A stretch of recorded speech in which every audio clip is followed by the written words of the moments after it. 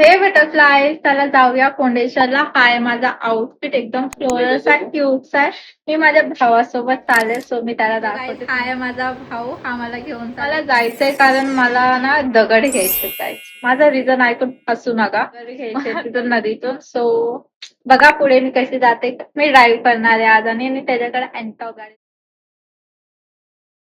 Guys आम्ही आता आलोय पेट्रोल भरायला आणि तो खूप मोठी लाईन आहे.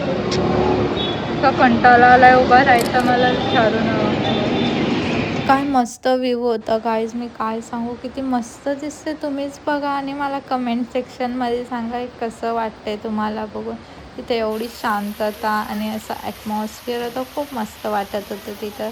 सो नंतर मी दगड घ्यायला गेलेली कारण मला पाहिजे होते, मला काहीतरी DIY करायचं. सो तुम्ही बघा ते झालं. खूप गरम होतं, मला खूप गरम झालं, तुम्ही बघू शकता. नाही तर माझा भाऊ बोलतो मी गाडी चालू, मी एवढी दमले ना.